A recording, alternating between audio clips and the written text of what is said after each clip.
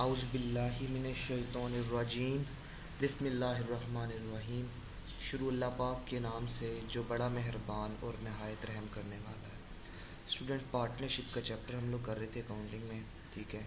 Financial accounting का chapter number 12 था ये। आज हम 12(3)A प्रॉब्लम सॉल्व करेंगे, जो आपको लेफ़्ट साइड पे स्क्रीन पे नज़र आ रहा है। Will back, Ron back and बा back form the BBB partnership by making capital contributions of 1,83,750, 1,31,250 and 2,10,000 respectively। ये इन तीनों की जो है, तीनों का कैपिटल गिवन है।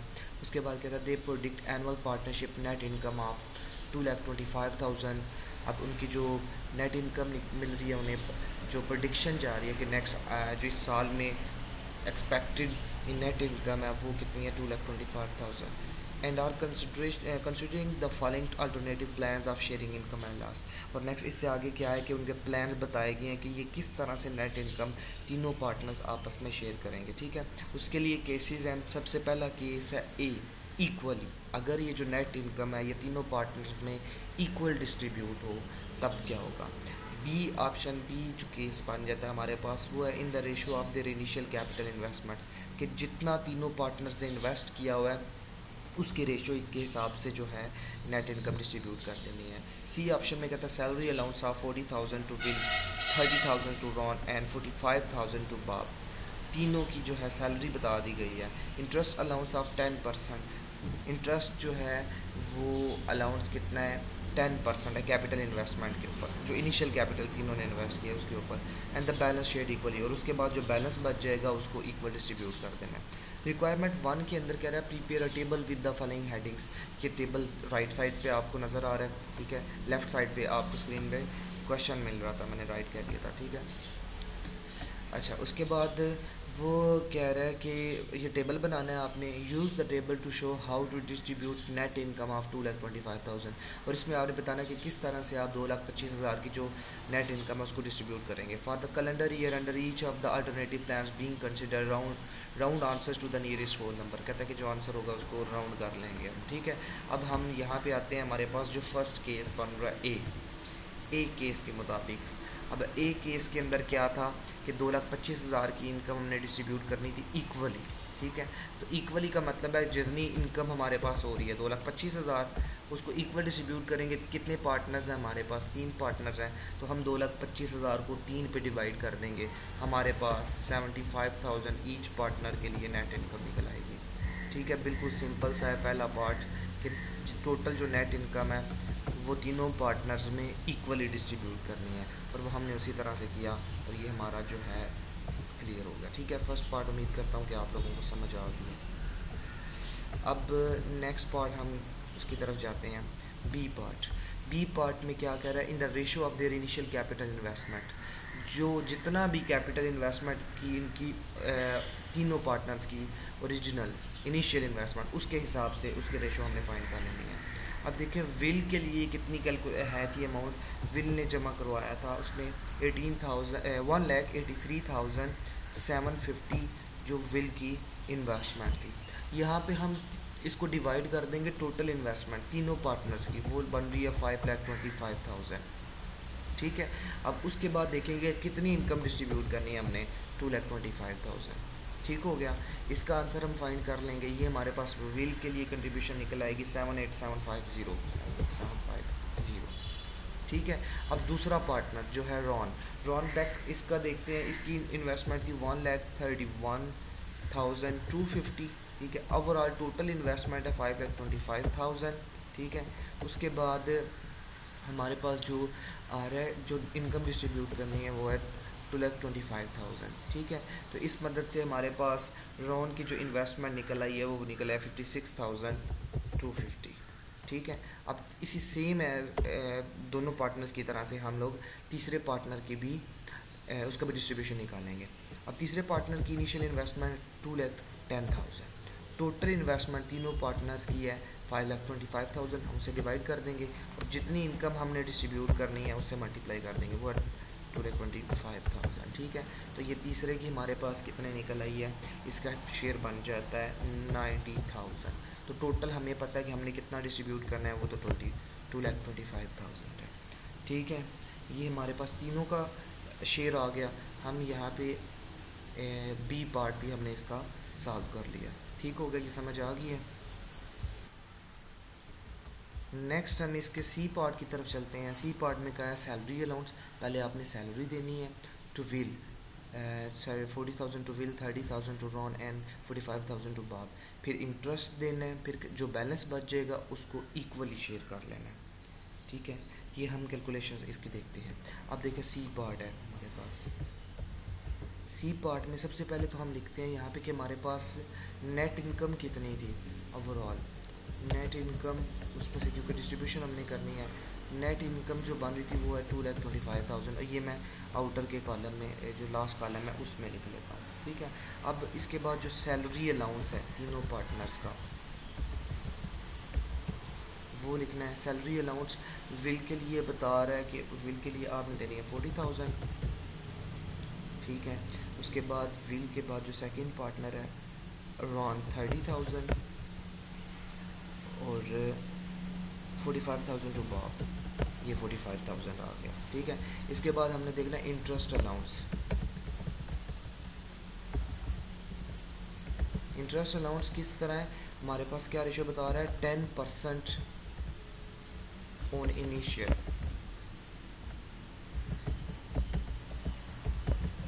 ठीक है, इसकी कैलकुलेशन में नहीं करता, सिर्फ 10% लेना है। तो इसकी इन्वेस्टमेंट थी 1,83,750, तो इसका मतलब इसका 10% लूँगा मैं, वो मेरे पास बन जाएगा 18,375। ठीक है, दूसरे की इनिशियल इन्वेस्टमेंट थी 1,31,250, तो इसका मतलब इसका 10% बन जाएगा 13125। ठीक है, तीसरे का कैपिटल था 2,10,000, तो इसका बन जाएगा 21,000। ये किस तरह से कैलकुलेट किया मैंने, इनिशियल इन्वेस्टमेंट को मल्टीप्लाई कर देना 10 डिवाइडेड बाई 100। ठीक है, तो ये हमारे पास टोटल निकल आएगा। अब नेक्स्ट इनिशियल अलाउंस के बाद उसने कहा था कि क्या चीज़ करनी है, जो बैलेंस बच जाएगा। अब हम बैलेंस निकालेंगे। बैलेंस किस तरह निकलेगा, इन तीनों का टोटल भी मैं लास्ट में लेकर देता हूँ, वो बन रहा है 167500। ठीक है, तो 2,25,000 में से ये अमाउंट माइनस किया, ये मेरे पास बन जाता है 57,500। ठीक है, अब 57,000 को हमने डिस्ट्रीब्यूट जब करना है, वो कह रहा है कि बैलेंस को जो है ना वो इक्वली डिस्ट्रीब्यूट कर देना है। Share of each partner. अब ये इनकम का हम शेयर निकाल रहे हैं, सिर्फ इसमें नेट इनकम ही फाइंड करनी है ना, हमने उसका शेयर देखना है, तो ओवरऑल सैलरी की बात नहीं करनी, सिर्फ डिस्ट्रीब्यूशन देखनी है। तो वो क्या है, हम इसको 57,500 को डिवाइड कर देंगे 3 के साथ, ईच पार्टनर का शेयर निकल आएगा हमारे पास। ठीक है, इसका बन जाएगा 19,167, दूसरे का भी 19,167, तीसरे का भी 19,167। क्योंकि हमें रिक्वायरमेंट में सिर्फ उसने डिस्ट्रीब्यूशन की बात की है, टोटल हमने फाइंड नहीं किया, तो हम यहाँ पे सिर्फ शेयर ऑफ जो है ईच पार्टनर फाइंड कर लेंगे। ठीक है, ये हमारे पास सी पार्ट भी कंप्लीट हुआ। अब हम नेक्स्ट देखते हैं, नहीं बस सी पार्ट तक ही है हमारा ये। अब दूसरी रिक्वायरमेंट की तरफ चलते हैं। अच्छा, तो सेकंड रिक्वायरमेंट जो है prepare statement of partners equity. ठीक है, स्टेटमेंट ऑफ पार्टनर्स इक्विटी हम बनाएंगे, showing the allocation of income to the partner assuming they agree to use plan C. The net income earned is 1,45,00 and that will Ron and Bob withdrew 17,000, 24,000 and 32,000 respectively at year end। ठीक है, अब ये हमारे पास यहाँ पे C part को utilise करते हुए हमने इसको सॉल्व करना है।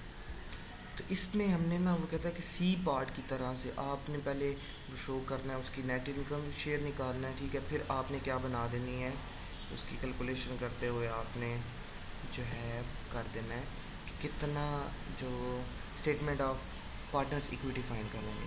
अब थर्ड पार्ट में भी देख लेता हूँ साथ कि क्या चीज़ कह रहा है, prepare the December 31 January and to close income summary account, इसी के रिलेटेड है। ठीक है, सेकंड पार्ट के रिलेटेड है वो तक। तो अब सेकंड पार्ट में मैं पहले क्या करता हूँ, शेयर फाइंड कर लेता हूँ, नेट इनकम का शेयर कि हर बंदे को कितना मिल रहा है। तो वो कह रहा है यहाँ पे कि हमारे पास सी पार्ट के लिहाज से जो टोटल नेट इनकम है वो आ रही है 1,00,000 1,04,500 1,04,500 1,04,500 इसको हमने डिस्ट्रीब्यूट करना है, ठीक है, तीनों पार्टनर्स में देना है। अब सबसे पहले हम देखते हैं कि सैलरी अलाउंस क्या है, वो सैलरी अलाउंस कितनी है। सैलरी अलाउंस तीनों पार्टनर्स की जैसे हमने प्रीवियस पार्ट में कैलकुलेशन की थी वही हमारे पास आ गया 40,000 30,000 एंड 45,000 40,000 30,000 एंड 45,000, ठीक है। उसके बाद दूसरे नंबर पे क्या करना था, इंटरेस्ट ऑन बिगनिंग कैपिटल या इनिशियल कैपिटल, वो कितना था 10% था, हम प्रीवियस पार्ट में वो भी कर चुके हैं। तो तीनों का वो हमारे पास बन रहा था 18,375 जो पहले की इनिशियल इन्वेस्टमेंट है उसका 10%, ठीक है। 13,125 दूसरे की उसकी 10% ले लिया हमने और 21,000 ले लिया, ठीक है। उसके बाद हमने देखा था कि ये टोटल किया तो हमारे पास ये चीज़ बन रही है, जो इसका विल का टोटल सैलरी एंड इंटरेस्ट जो डिडक्ट हमने करना है उसका टोटल बन रहा है, यहाँ पे लिख देता हूँ, टोटल सैलरी एंड इंटरेस्ट, ठीक है।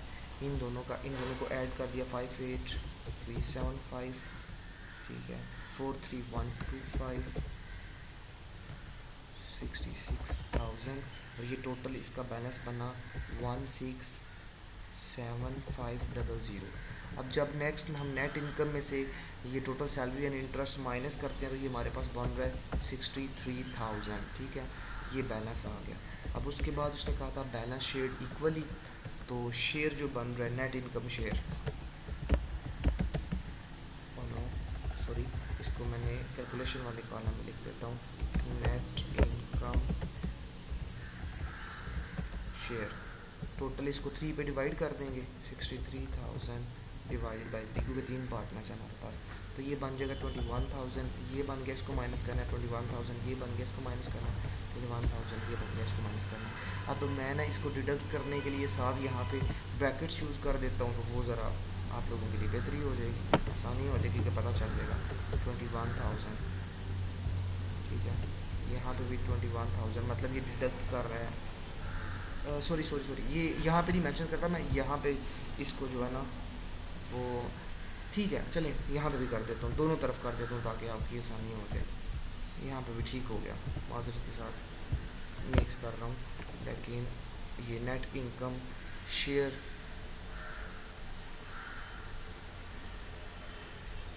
इसको फिर यहाँ पे ये चीज़ नहीं मेंशन करता, यहाँ पे लिखता हूँ नेट इनकम शेयर, क्योंकि मैंने वो कैलकुलेशन फर्दर कर दी है तो ये डिडक्शन के लिए लिख दिया मैंने, ठीक है। बैलेंस शेयर कर देता हूँ यहाँ पे, अब क्योंकि बैलेंस जो है वो नेगेटिव में आ रहा था इसलिए मैंने यहाँ पे लिख दिया। अब टोटल सैलरी ये जो आपके पास सैलरी और इंटरेस्ट आ रही है, ठीक है, इसमें से आप बैलेंस माइनस करते जाएंगे, ठीक है।